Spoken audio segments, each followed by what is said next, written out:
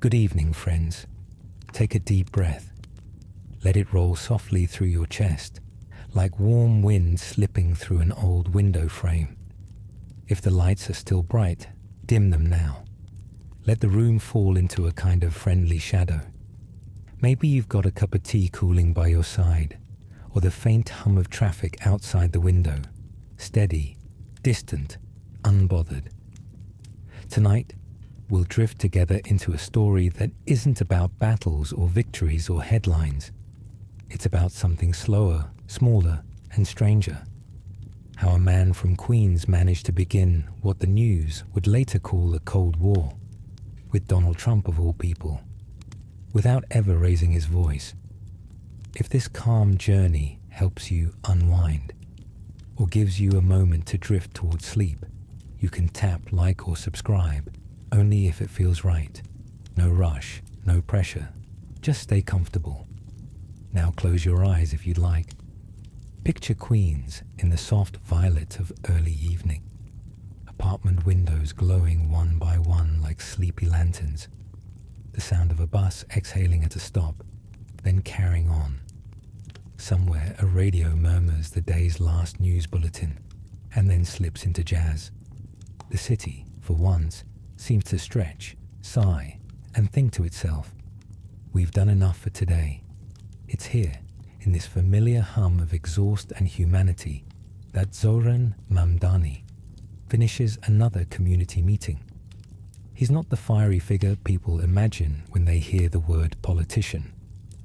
He carries a stack of papers under one arm, a reusable coffee cup in the other, and he says thank you more often than most people say goodbye. Let me tell you something about Queens.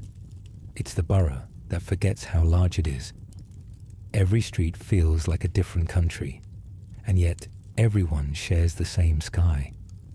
On summer evenings, you can smell 3 continents worth of dinners in the air.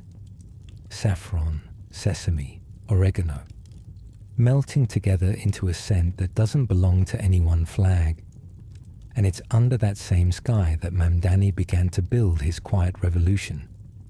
Not a march, not a manifesto shouted through megaphones. Just quiet conversations about rent, buses, and jobs. Things that make up the unglamorous skeleton of a city.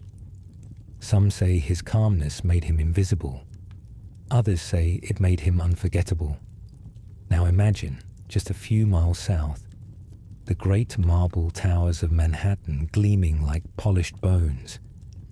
In one of those towers, Donald Trump still nursed a grudge against a city that no longer clapped for him the way it used to. The man loved applause almost as much as air, and when applause turned to debate, it unsettled him. Trump saw New York like an empire that had betrayed its emperor. He wanted its lights to glow for him again. And then, on some quiet evening, perhaps this one, he noticed a headline. Community organizer Zohran Mamdani wins Queens district race. A small local victory, most thought. To Trump, it was an omen. Someone from within his city was speaking a language he couldn't translate. Housing justice, public transit reform, words that didn't rhyme with deal. If this were a loud story, we'd have a dramatic clash. Microphones snapping, crowds roaring. But this is boring history for sleep, so instead we watch the 2 figures from a distance, like ships moving through fog, each with his own compass. Trump's compass pointed to wealth, spectacle, the empire of self. Mamdani's pointed to community, patience, the slow rhythm of real change. The Cold War between them began not with bombs, but with boredom. One man tweeting, the other answering with a calm policy paper. The first night it made the news, Mamdani was at home editing a flyer. He looked up from his laptop and saw his own name trending beside Trump's. He blinked once, twice, then chuckled, the kind of tired laugh that escapes when something absurd but predictable happens. He didn't tweet back. He didn't even finish his tea. He simply whispered, "Of course," and went back to work. Queens at dusk became the cradle of that tension. Soft, humming, unthreatening. Residents went on with their evenings. Someone fixing a bike chain in the hallway. A grandmother fanning herself by the window. A cat walking the fence line like a sentry. But beneath that calm, the digital air crackled. You could almost hear the subtext. One man declaring, "I built this city," and another quietly replying, "Yes, but we live here." Now, if you listen carefully, you might hear a different rhythm under the city noise. The distant hum of the subway, the tick of radiator pipes, the whisper of ambition. Every era has its own lullaby. The 1980s had power ballads, the 2020s, political podcasts and city budget hearings. And yet, here in our story, they become the same thing. Background music for sleep. As night deepens, I want you to picture the skyline. The Empire State Building flickers in patriotic colors. Someone down below is selling roasted chestnuts. The air tastes faintly of salt from the East River.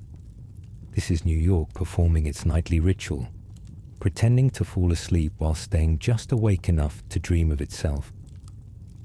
Trump's empire, golf courses, hotels, and the memory of golden elevators seems almost mythic from this distance. You can imagine it the way you'd imagine an extinct animal, powerful, strange, slightly out of place in modern daylight. Mamdani, on the other hand, is real in a different way. His shoes scuffed from canvassing, his phone full of unread messages from volunteers. When he speaks at local gatherings, people nod not because of charisma, but because he reminds them of someone who listens. And so, without anyone noticing, the Cold War began to hum softly across borough lines. Not the old kind with missiles and maps, but the kind made of ideas and irony. Tweets fired at dawn, press releases drafted at midnight, journalists struggling to make it sound exciting. Congressman calls mayor a communist lunatic, one headline said. Mamdani responds with budget proposal, said another. The contrast was almost cinematic. It made people chuckle on the subway, shake their heads, and return to their crossword puzzles. Let's pause for a moment. Feel the stillness between their words, the space where real life happens. Maybe you've got your blanket pulled up now. Maybe you're thinking of your own quiet rivalries, deadlines, laundry, alarm clocks. The small wars we all fight gently, without ever meaning to. The interesting thing about Mamdani is that he didn't want to win the Cold War. He wanted to change the temperature entirely, to make politics feel like a conversation over coffee, instead of a shouting match.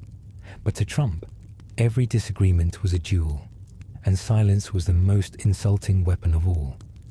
So he posted, and posted, and eventually, even silence began to trend. One morning, journalists asked Mamdani what he thought of being insulted by a former president. He smiled the way teachers do when a student's joke doesn't land. "He's free to speak," he said softly. "That's democracy." Imagine that moment. Reporters leaning forward, waiting for a punchline that never came. The room thick with the quiet courage of someone who refuses to play the game. Somewhere, a phone buzzed with another tweet, ignored like a mosquito in winter. Outside, the city kept moving, garbage trucks rumbling like polite thunder, coffee carts hissing steam, pigeons debating breakfast. The world didn't pause for the feud. It simply incorporated it like background noise. And yet, the story lingered, because deep down, people love the idea of a small voice standing still, while a louder one shouts itself hoarse. It's the fairy tale of modern politics, the tortoise and the tycoon. You can feel the texture of it, can't you? A tale spun out of patience, ego, and the slow machinery of the system itself. Queens at dusk turning into an empire's dawn, a poetic inversion where the smaller, quieter borough holds the moral sunrise. If your eyes are heavy now, that's fine. Let the rhythm of the story be your lullaby. Each phrase a footstep on the long sidewalk between two very different dreams of America. In another timeline, maybe they would have shared tea. Trump might have boasted about skyscrapers. Mamdani might have explained rent stabilization. They would have disagreed, of course, but perhaps politely. Instead, history chose the funnier route. The quiet man who built a following by refusing to perform outrage. And that, friends, is how our story begins. Not with a scandal, but with a shrug. With Queens exhaling at the end of a long day. With one man tweeting into the void and another writing housing policy in lowercase. So as we close this first chapter, imagine the city settling deeper into night. Neon signs dimming. Bridges glowing faintly like gentle circuits in the dark. Somewhere, Trump scrolls through his phone, frowning at the silence that refuses to break. Somewhere else, Mamdani washes his coffee mug, hums an old tune, and plans another meeting about bus routes. The war, if we can even call it that, has already begun. An invisible frost spreading across comment sections and city budgets. But for now, let it rest. Let the chill of that unseen conflict fade into the warmth of your blanket. Because this is, after all, boring history for sleep. And as the first chapter drifts to a close, so too can you. If you're still awake, friend, take another deep breath. Feel it sink all the way down past your ribs, where your body begins to unclench from the day. Maybe you've shifted a little deeper under your blanket by now. That's good. Let the softness hold you. Outside, the night has moved on. Queens hums its low lullaby, subways sighing, the occasional car rolling by, the faint bark of a dog that thinks it's braver than it is. The city doesn't sleep. It just turns the volume down. And somewhere inside a modest apartment above a laundromat, Zohran Mamdani is writing. Not a speech, not a tweet, just a note to himself on the back of an old campaign flyer. The kind of note that begins with, "What if?" He's thinking about Washington, about how the city with its marble columns and manicured lawns always feels like it's carved from a different kind of stone than New York. He wonders what it would be like to walk those halls where people call each other honorable with straight faces, and where words like bipartisan are still whispered like fragile spells. But then he folds the note, tucks it into a book, and forgets about it. Because Mamdani isn't really a letter to Washington kind of man.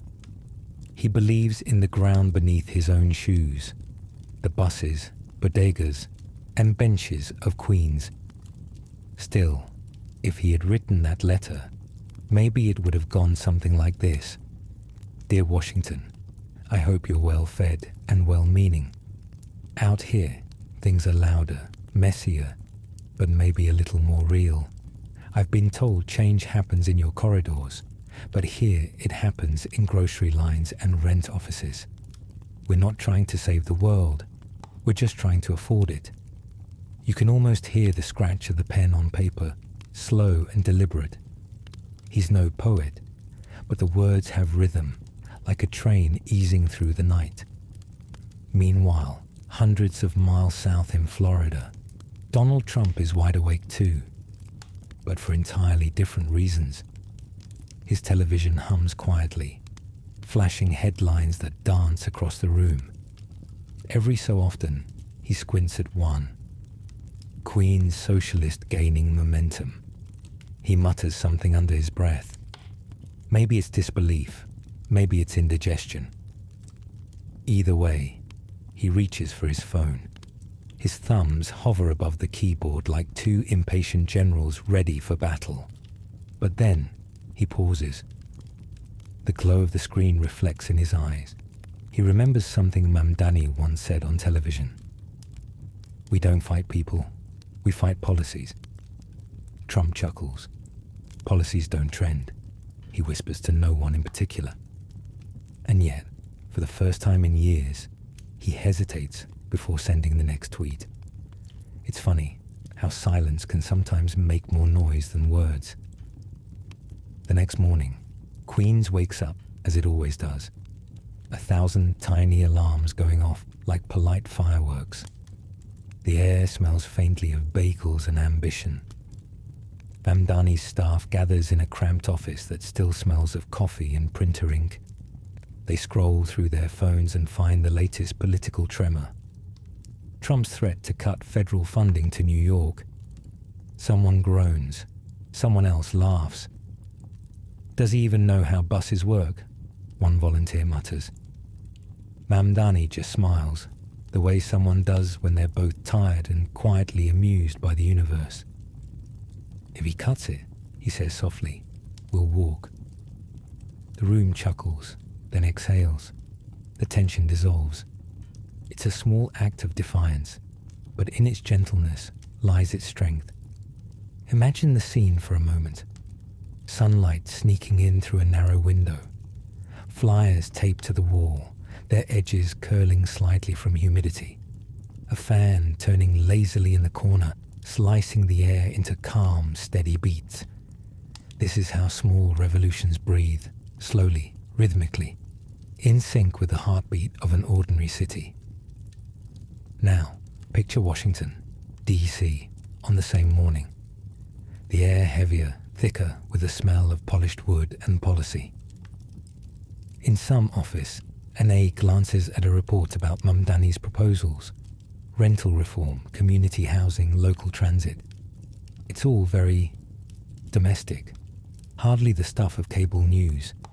And yet, someone has highlighted it with an anxious yellow marker. Because somewhere deep down, the system knows it's not the loud battles that change the world, it's the quiet ones. Let's pause there for a second. Let that thought drift through you. Sometimes change begins not with a declaration, but with a small, polite refusal to give up. It's like water wearing down stone, patient, persistent, inevitable. Later that week, Mamdani attends a local cultural fair. The field smells of rain-soaked grass and cardamom. Children chase each other between food stalls, their laughter cutting through the political haze like sunlight through clouds.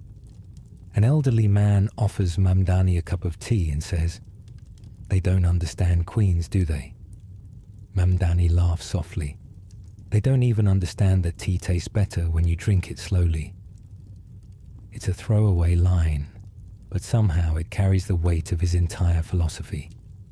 Across the ocean, in some new studio, a commentator shakes their head. "He's too idealistic," they say. "You can't change a city with poetry."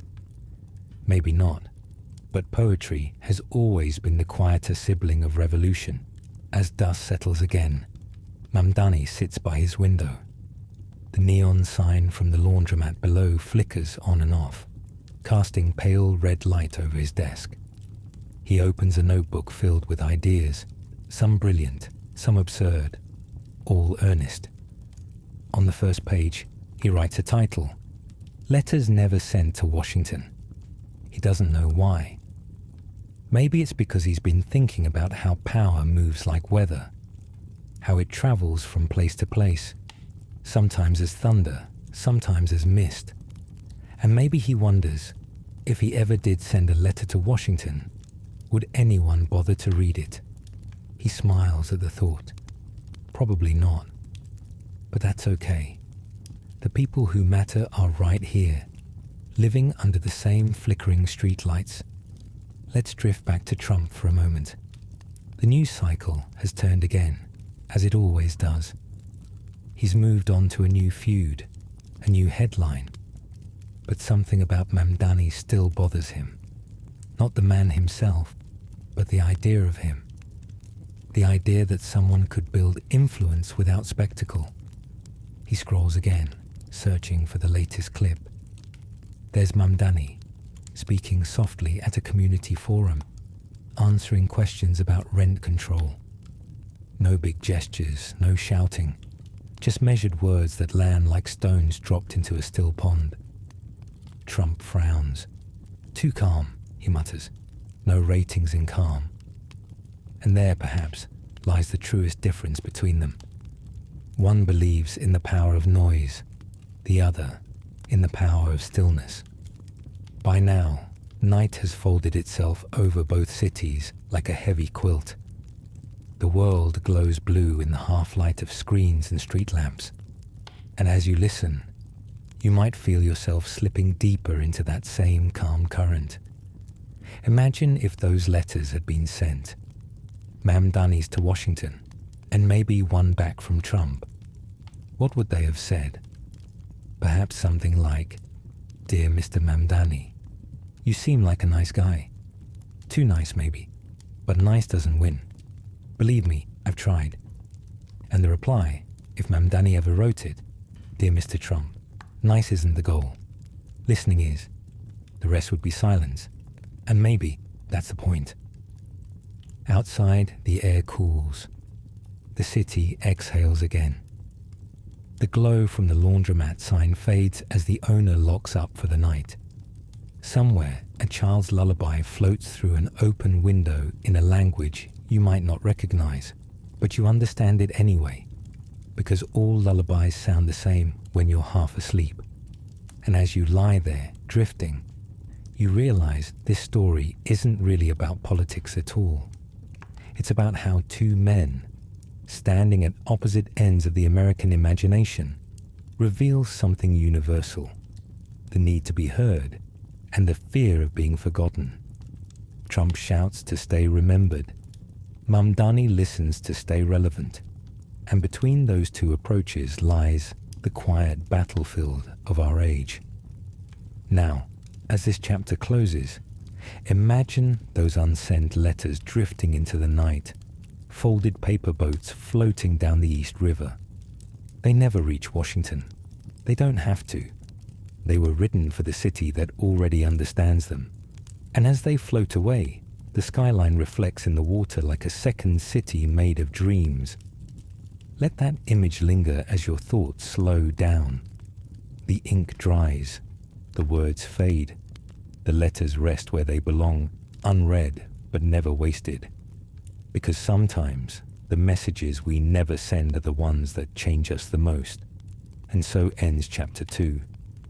Let the sound of the city fade into a whisper, the pulse of the night sinking with your own.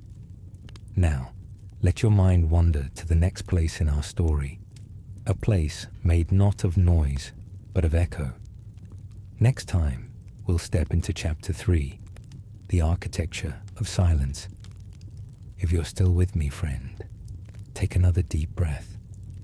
Feel how the air moves through you like a tide that never rushes. Maybe your pillow has found the perfect cool side by now, or the hum in the room has softened to that steady background comfort that the city always keeps for those who stay awake just a little too long. Tonight we walk through a quieter part of this story, through the halls and corners that most people overlook.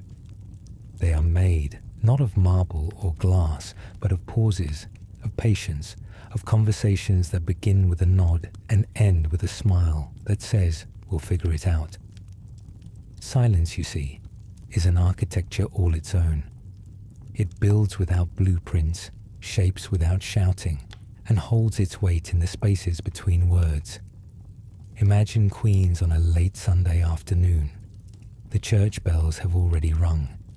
The barber shops are sweeping up the last curls of the day, and the bodegas are restocking shelves with the calm rhythm of a practiced ritual. In one small office tucked behind an auto repair shop, Zohran Mamdani leans over a desk covered in notes and city council documents.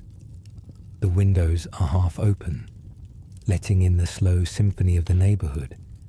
Kids arguing about soccer, a train murmuring somewhere above, someone practicing trumpet 3 streets away, He is building something invisible but solid, a structure of ideas held together by listening. He takes calls, answers emails, visits tenants' meetings, always speaking in a tone that suggests he believes every problem can be softened by attention. Across the river, however, the architecture is different.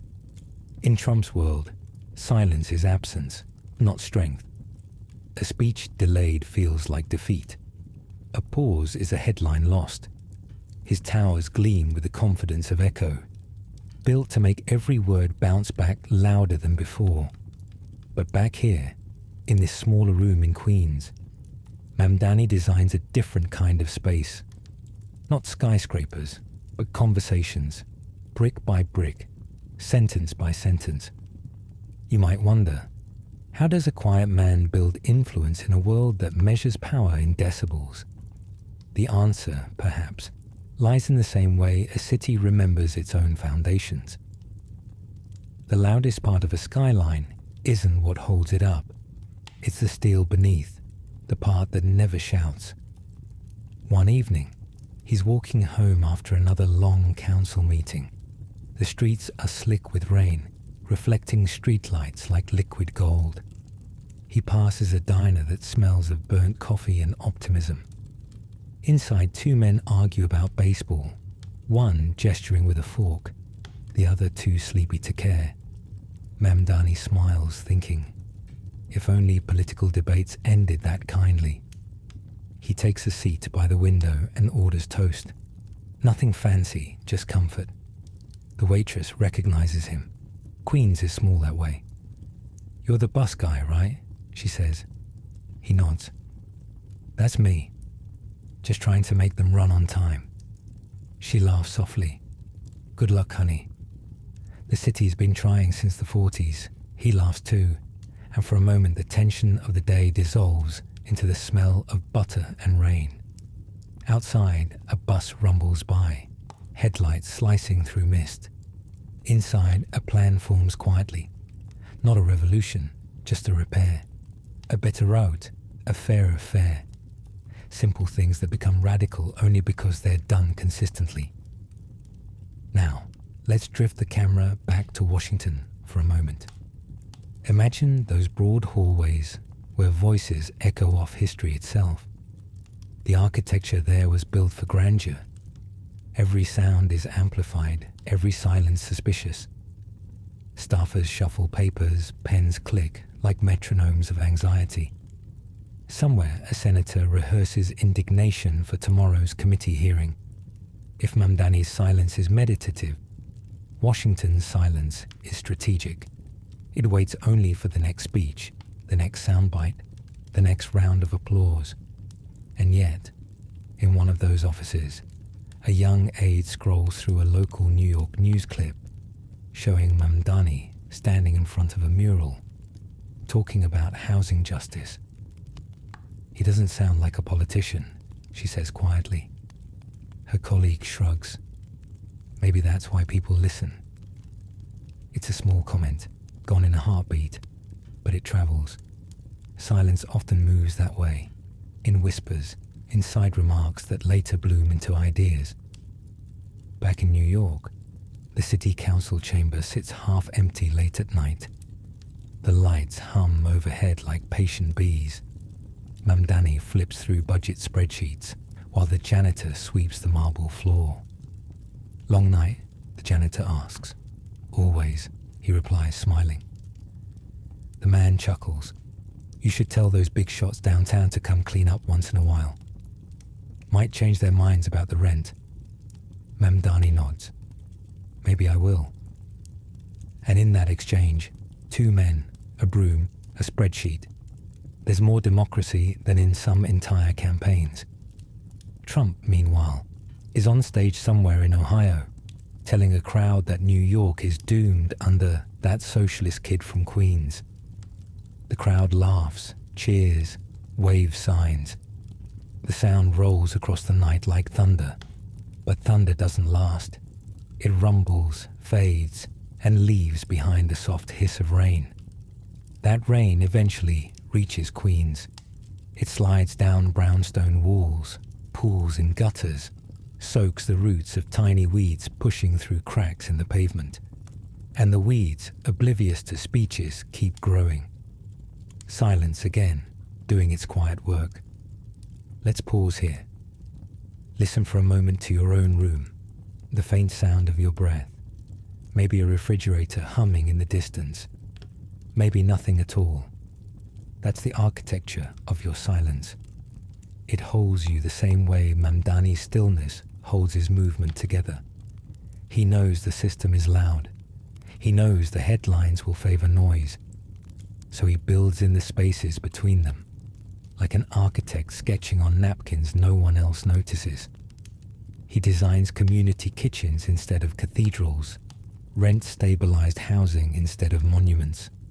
And in doing so, he starts to reshape what power looks like. Sometimes his opponents mock him for being too calm. He talks like he's reading bedtime stories. One pundit sneers on a talk show. The host laughs. Maybe he should start a podcast. He does eventually. It's called The Sound of Change, and it's mostly interviews with people from his district, teachers, janitors, nurses. The first episode begins not with a speech, but with the sound of buses braking outside his office. He says softly, "That's what progress sounds like." The clip doesn't go viral. It drifts instead, like a warm current through the internet, finding people who need it. Listeners leave comments. "I fell asleep to this, but in a good way. Reminds me that politics doesn't have to shout." And that, perhaps, is how the architecture of silence expands, through shared calm. Meanwhile, Trump's aides scramble to keep his next rally on schedule. He's irritated again. Someone has told him that Mamdani's approval ratings have quietly risen in New York. "Impossible," he snaps. "Nobody likes boring." But people do, it turns out, when the world feels too loud. Now, picture night descending once more. The skyline is a necklace of light around the black silhouette of the East River. On one side, the memory of golden towers. On the other, the pulse of apartment blocks, where stories overlap like whispered prayers. In one of those apartments, Mamdani writes in his notebook again.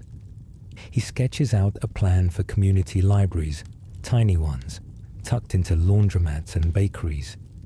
"Information should be as local as bread," he writes. The sentence feels right. He underlines it once and closes the book.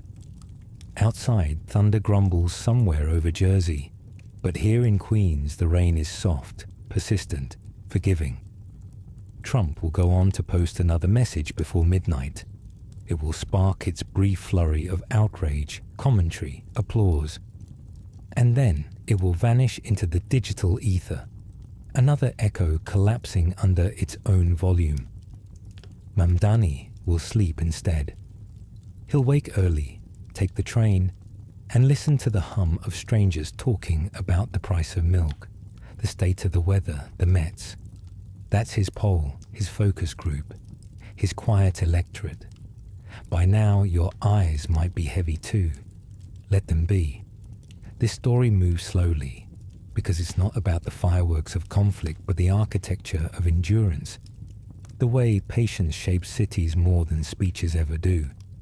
So as we end this chapter, imagine standing inside a building made entirely of listening.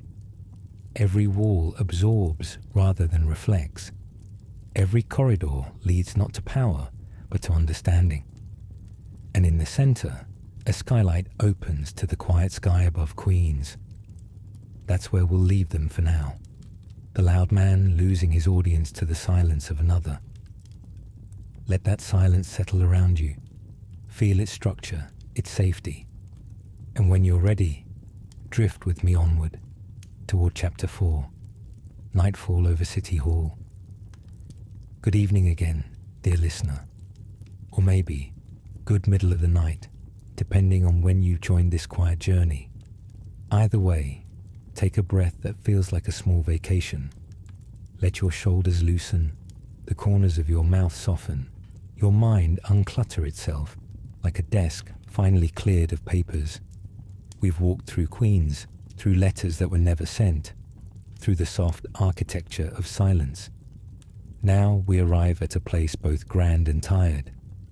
City Hall. Imagine it as the city's heart, beating beneath layers of history and pigeons. By day it's a hive, phones ringing, shoes clicking on marble floors, voices rising and colliding like waves. But by night it's something different. The lights stay on, but dimly. The echo changes its texture, becoming a kind of hush that tastes faintly of dust and ambition. You could almost imagine the portraits of mayors past leaning closer to whisper gossip about the living. Tonight, in this hush, Zohran Mamdani walks the hallway after a long session. He's carrying a folder so thick it looks like it contains the secrets of civilization, but it's mostly bus route proposals and zoning notes written in pencil. His footsteps make small, respectful sounds. Tap, pause, tap, as if not to wake the ghosts. From a high window, he can see the city still glowing, restless as always. Neon signs flicker like half-remembered promises. Down there, someone's eating a slice of pizza too hot for its own good, and a delivery driver hums a tune that could be mistaken for prayer. Mamdani sighs softly, then smiles. They're the real mayors, he murmurs to himself. City Hall at night has its own staff of quiet caretakers. Guards, janitors, maintenance workers, the invisible orchestra that keeps the grand stage shining for tomorrow. One of them, a guard named Clarence, nods at him from the desk. "You're still here?" he says with the easy authority of someone who's seen every brand of overworked public servant. "Just wrapping up," Mamdani replies, his voice somewhere between apology and gratitude. Clarence chuckles. "You and the rats. They say the city never sleeps, but I think it just naps between budget meetings." Mamdani laughs quietly. "Then I guess I'm one of the dreams." It's a small exchange, unimportant on paper, but that's where the texture of this story lives, in the quiet humanity of people doing unglamorous things with gentle persistence. Outside, the wind begins to pick up. You can almost hear it brushing through the iron fences and trees of City Hall Park. Somewhere in that breeze, there's a faint trace of popcorn from a vendor's cart, long closed but still fragrant. Meanwhile, in the wider world, the news cycle churns. Trump has made another statement, something about cutting federal funds to cities gone soft. The phrase sticks, like gum on a shoe. Cable hosts debate what he means. Analysts nod thoughtfully. On social media, the argument burns hot for exactly 6 hours. Then, as always, the fire moves on. But here, inside City Hall, no one is yelling. The night hums gently, paper rustles. A clock ticks with the dignity of something built when craftsmanship still mattered. Mamdani sits at a table near the rotunda, looking up at the ceiling where old paint curls like sleeping leaves. He pulls out his notebook. Its pages are full, some with policies, others with stray ideas written at bus stops or over breakfast. City Hall should be more like a library, one note says. People should feel welcome to wander in. He reads it, smiles faintly. The thought feels both radical and ridiculously simple. That's usually the sweet spot. Let's drift closer for a moment, like we're leaning over his shoulder. His handwriting isn't perfect. Letters tilt like tired commuters. But there's sincerity in every curve. He sketches an idea, community open hours, music in the courtyard, small conversations instead of grand speeches. He imagines the city not as a machine to control, but a garden to tend. Slow growth, careful watering, shared shade. Across the river, Trump's world still glows like a casino at midnight. The former president's team releases another video. Dramatic lighting, bold fonts, promises of strength and control. The message is loud, deliberate, and somehow hollow, like a drum that's been hit too many times. One of his aides mentions Mamdani again, half joking. He's still trending in New York, she says. Trump waves a hand, only because the media loves weirdos. But somewhere deep down, maybe he wonders, what if calm really is the new charisma? What if people are tired of being shouted at? Back in City Hall, the janitor switches off the overhead lights, leaving only the soft glow of desk lamps. The building sighs, as if relieved. Mamdani stands, stretches, and closes his folder. He takes one last look at the empty chamber, the rows of seats, the microphones resting like sleeping birds. It's funny, he says quietly, how quiet power really is. Clarence overhears him and nods. That's the truth. The loud ones just make headlines. The quiet ones fix leaks. The remark lands like wisdom disguised as banter. Mamdani grins, thanks him, and heads for the exit. Outside, the city air feels cool, washed clean by an earlier drizzle. The pavement gleams under the lamplight. He walks past the fountain, past the closed gates, until he reaches the sidewalk, where the late buses sigh like old storytellers. He waits a moment before crossing the street. The city's pulse matches his own, a steady rhythm of ordinary persistence. If you listen closely, you might hear your own heartbeat syncing with it, slow, steady, human. Now, let's zoom out for a moment. From above, City Hall looks like a lantern at the center of a dark quilt. Around it, skyscrapers shimmer like watchful giants. The night is vast, but not empty. Every window hides a story. Every flicker is someone awake, worrying or dreaming or both. Trump, too, might still be awake somewhere, scrolling through headlines. His world is never dark. Too many screens, too many reflections. But even he, perhaps, feels the quiet weight of night pressing around the edges of his empire. In that stillness, maybe he wonders why the man from Queens hasn't fired back with the usual noise. Silence, after all, is unnerving to those who live on applause. There's a moment, just a second, where Trump's thumb hesitates above the screen. He considers posting one more insult, then instead turns off the phone. The darkness in the room surprises him. It's almost peaceful. He blinks, stares out a window, and thinks of the skyline he once ruled. For the first time in months, he doesn't say a word. Maybe that's the truest sign of the Cold War between them. It's contagious silence. Let's return to Mamdani now. He's at the bus stop, hands in his pockets, eyes half closed. The streetlights hum softly overhead. When the bus arrives, he climbs aboard, nodding to the driver. The seats are mostly empty. Just a nurse, a delivery worker, a man asleep with a book in his lap. Mamdani chooses a window seat. The city rolls by in glimmering fragments. Deli signs, graffiti hearts, laundromats still half lit. It's all perfectly, beautifully ordinary. He thinks of all the noise out there, debates, tweets, headlines, and feels grateful for the bus's gentle rhythm. It's a lullaby made of hydraulics and habit. Maybe the city's already winning, he murmurs, watching reflections glide across the glass. Just by existing. Outside, dawn hasn't yet broken, but you can feel it coming. The soft grey hint at the edge of the horizon.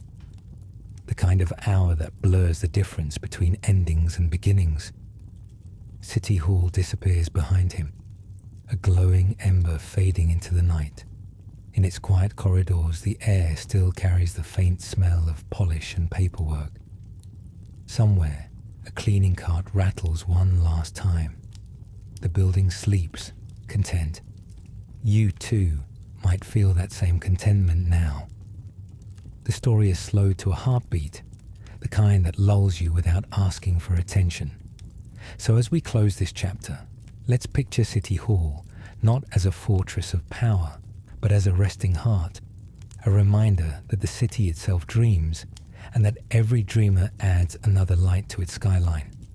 And in that dream, the quiet man and the loud man both drift into the same stillness. Different worlds, same night sky. Now, breathe once more. Let the story sink in and dissolve. We'll pick up again soon, in Chapter 5, The Echo Beneath the Podium. Welcome back, my friend. You followed the sound of quiet footsteps all the way through the corridors of City Hall. Now the city has yawned, stretched, and turned over in its sleep. The streetlights blink like heavy eyelids. The night air smells faintly of rain and roasted nuts. You're still here, and that's enough. Tonight, we'll step closer to the stage. Not the glamorous kind, but the kind where microphones buzz softly, water glasses wait to be sipped, and speeches echo just long enough to make janitors roll their eyes. The podium, that lonely piece of wood where people try to turn breath into belief. It's early morning now, hours before anyone else arrives. The chamber is empty, except for a single janitor mopping the floor and a stack of press releases waiting for their audience. The light filtering through tall windows is grey and hesitant, the kind that makes even marble look sleepy. Mamdani stands at the podium, rehearsing a few lines for an upcoming press conference. He's not performing, he's practicing tone, pacing, stillness. Too loud, he murmurs after one attempt. Too television. He tries again, this time softer. Too careful. Finally, he closes the folder, smiles to himself, and says nothing at all. The silence feels right. Behind him, the janitor chuckles. You know, most folks use microphones for talking. Mamdani grins. I'm just giving mine a day off. That's how this chapter begins, with a politician who trusts silence more than applause, and a city that, perhaps, is learning to listen differently. The echo beneath the podium isn't only sound, it's memory. Every speech that's ever filled this hall still vibrates faintly in the air, like dust motes that refuse to settle. And if you're quiet enough, you might hear them. A mayor promising reform in 1975, a councilwoman pleading for housing in 1982, a protester reading names in 2003. It's all still here, layered like old wallpaper. Mamdani runs his hand over the wood grain, worn smooth by decades of declarations. If this podium could talk, he says softly, it would probably tell us to calm down. Across town, in another building made of microphones and ambition, Trump is preparing for a televised address of his own. His stage glows like a set from a dream where the curtains never close. Cameras check focus, teleprompters scroll, advisors hover with clipboards. He clears his throat, checks his tie, and glances briefly at the script. The first line reads, "We will not let socialism take our cities." He nods, satisfied. It sounds strong, final, victorious. But beneath the podium, even in his world, there's an echo too, one that doesn't sound quite like victory. It's the sound of weariness, of repetition, of someone who said the same thing too many times to too many rooms. Meanwhile, back in City Hall, Mamdani sits in one of the empty chairs, usually reserved for reporters.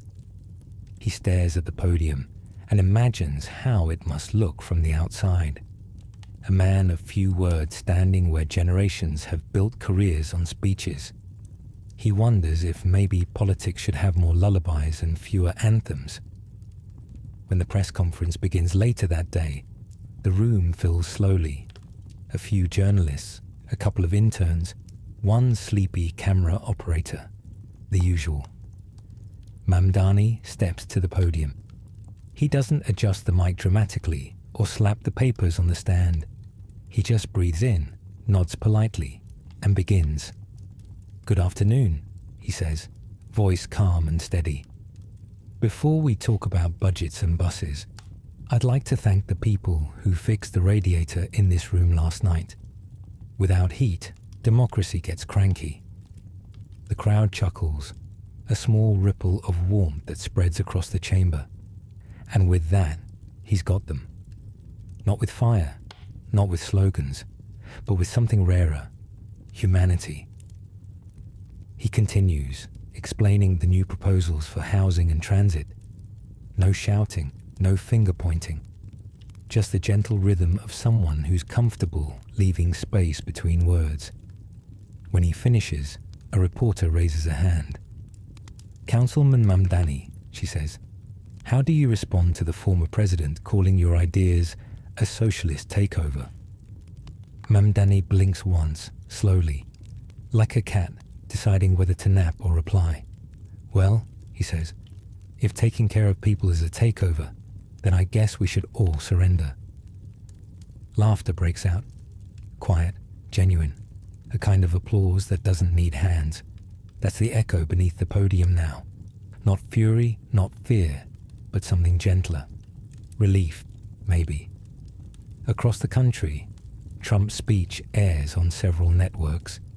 His words boom through speakers, sharp and certain. But the world somehow seems to have turned its volume down. The applause sounds thinner. The cameras linger less. The empire of noise is beginning to tire. And so, without either man realizing it, the Cold War between them shifts again. The louder side starts to lose simply because people crave peace. Later that evening, Mamdani visits a small community radio station to record an interview.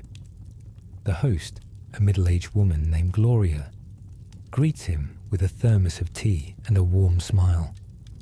"I liked your joke today," she says. "The radiator one." He laughs. "It was the only part I didn't write down." They sit in a studio that smells faintly of old carpet and lemon-scented cleaner. The walls are lined with soundproof foam that looks like rows of tiny mountains. When the recording begins, Gloria asks, "What keeps you calm when people keep shouting?" He thinks for a long moment before answering. "Maybe it's because I grew up surrounded by noise, trains, traffic, life. You learn to find quiet inside yourself, like carrying a little library in your chest." It's a poetic line, but he means it. After the show, he walks out into the night. The city feels lighter somehow, like a chord resolved. The wind brushes past, carrying snippets of other lives. Laughter from a restaurant, a saxophone solo escaping a second-floor window, the steady rhythm of a crossing signal. Each sound has its own purpose, its own dignity. He passes a mural he's seen 100 times, a colourful depiction of the borough's many faces, painted by local kids. Someone has added a new piece in the corner, a man holding a microphone made of flowers. Underneath it, in tiny letters, it says, "Speak softly and bloom." Mamdani stops and smiles. "Whoever you are," he murmurs, "you get it." The next morning, the papers run both stories side by side. Trump warns of socialist threat, and Mamdani urges calm reform. The headlines look like opposites, but when you read them together, they form something almost musical. A call and a lullaby. In a way, both men are building empires. One of spectacle, one of substance. The difference is the soundtrack. Now, let's step back into your own quiet space for a moment. Feel the stillness between heartbeats. Hear the faint echo of this story in your room. The way it hums just beneath awareness, steady and kind. That's the echo beneath your own podium. The part of you that speaks softly but means every word. Outside, dawn is close again. The city's first buses sigh awake, headlights blinking like yawns. Mamdani boards one, same as always. The driver nods. "You're up early, councilman." "Or late," he replies, smiling. The driver laughs. "Ain't that the truth?" As the bus rolls away, the buildings catch the first shimmer of sunrise. In those few golden minutes, New York looks weightless, like it's forgotten how to be loud. Trump, miles away, wakes to headlines he can't quite control. His reflection in the phone screen looks older, softer around the edges. For once, he doesn't say anything. The silence feels foreign, maybe even restful, and that's how the fifth chapter of this quiet war ends. Not with triumph or defeat, but with a shared pause, like two boxers sitting down at the same piano. Listen to the silence now. It's not empty. It's the sound of a city learning to breathe again. And as you breathe with it, we'll drift gently toward our final stop, where every argument fades into dawn. Let's meet there. In Chapter 6, morning comes to the quiet ones. Good morning. Or maybe it's still night where you are. Either way, the world has begun to lighten just a little. You can feel it even with your eyes closed, that subtle shift in air when darkness loosens its grip. If you've made it here, you've traveled through the slowest revolution imaginable. A war without weapons, a feud that whispered instead of roared. It's time to watch how it all softens, how even the loudest stories eventually fade into something gentle. Outside, New York yawns. Street sweepers murmur along the curbs, collecting the night's confetti. Bakery doors open to let out the first warm breath of dough and sugar. Steam rises from manhole covers like polite ghosts stretching before work. In his small apartment, Zohran Mamdani sits at his kitchen table with a cup of tea. The steam curls upward, golden in the first light. He's still in yesterday's shirt, sleeves rolled, tie forgotten somewhere near the couch.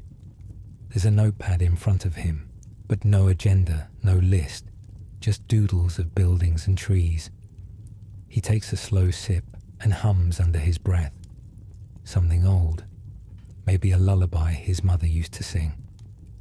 The tune wanders like a half-remembered dream. In another world, Trump wakes too. His windows face a different kind of light, brighter, sharper, reflecting off glass and ambition. He squints at his phone, checks the news, scrolls through headlines about the new mayoral race, about inflation, about anything else but this quiet man from Queens. Yet there it is again, a photo. Mamdani at a community garden, shaking hands with a group of volunteers. No speeches, no cameras. Just a man in muddy sneakers smiling like he's exactly where he belongs. Trump exhales, sets the phone face down, and for a moment doesn't reach for it again. The silence that follows is almost a relief. Back in Queens, the sun fully crests the rooftops. The borough glows like brass left too long in the rain. Imperfect, beautiful, alive. Mamdani finishes his tea and stands by the window. He looks out at the laundry lines strung between fire escapes, the pigeons hopping like little philosophers, the street vendors setting up their tables.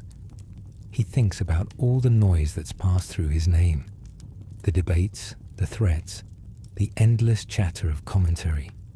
He smiles and mutters, "Funny how the quiet parts always last longer." The phone buzzes once, a message from a volunteer. "Big day ahead." "You ready?" He types back, "Always." Then adds a smiley face, the plain kind, simple and honest. Let's slow the frame here just for a moment.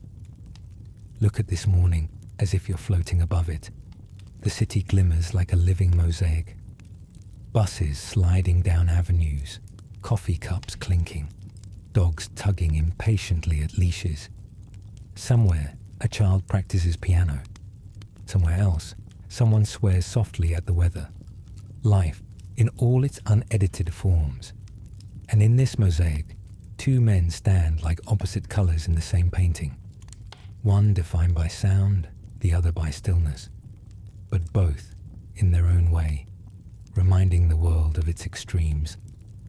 Mamdani walks out into the day. His path takes him past a schoolyard where kids shout and run circles around their shadows. He waves to a teacher, stops to tie a boy's loose shoelace, and continues towards City Hall. Each step is small but deliberate. City Hall, when he reaches it, still smells faintly of last night's rain and cleaning solution. The building seems to hum in greeting. He climbs the steps slowly, pausing halfway to take in the view. The park, the street vendors, the skyline that looks both eternal and fragile. Somewhere behind those towers, Trump's name glints on a hotel sign. The letters are clean, sharp, confident, but they look almost tired in the morning light. Inside the chamber, Mamdani meets with staff. They talk about bus routes again, about housing initiatives, about budgets. Nothing dramatic, just work. The kind that never trends, never goes viral, but holds cities together in ways most people never see. At one point, someone mentions the latest insult from Trump's camp. Another jab about socialism or funding. Mamdani just chuckles. Let him talk, he says gently. Sound needs silence to exist. The team laughs softly, but they understand. That's how he wins, if winning even matters. By refusing to play the volume game. By treating calm as strategy. Later, during lunch, he takes his meal outside. A sandwich wrapped in foil, a notebook under his arm. He sits on a bench beneath a tree and watches sunlight flicker through leaves. A bus sighs by in the distance, sounding almost like contentment. He flips open his notebook and writes, "Quiet isn't weakness. It's a kind of weather, patient, shaping everything over time." He underlines it twice, then leans back and closes his eyes. Around him, the city hums. The pigeons argue. A fountain whispers. And somewhere high above, the clouds drift east toward the ocean.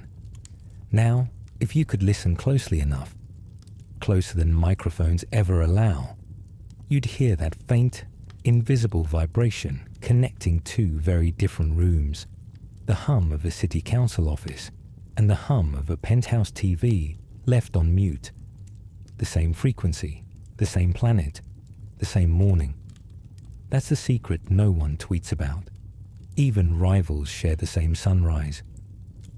Trump eventually heads to a meeting. Cameras flash. Reporters ask about Mamdani again. "That guy," he says, shrugging. "He'll fade." But he doesn't sound angry. More like someone describing a dream he's almost forgotten. Mamdani, meanwhile, spends the afternoon visiting a senior center. He listens to stories about the old New York, the elevated trains, the nickel candy, the days when the Yankees never lost. He laughs easily, like he's been waiting his whole life for this kind of noise, the human kind. When evening falls, he walks home.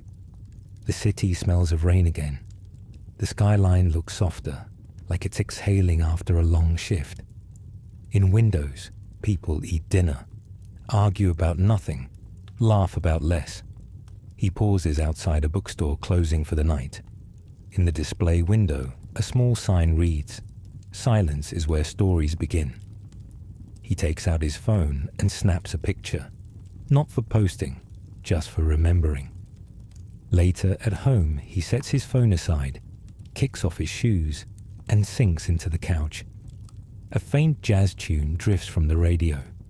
Something old, brushed by static. He lets it play while the city continues its lullaby outside. And in some parallel universe, Trump does the same. Maybe not jazz, maybe television, maybe nothing at all.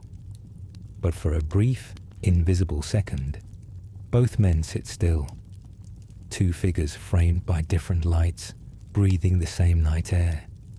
That's how all wars end, even the quiet ones, not with surrender, but with fatigue, with the realization that peace sounds better.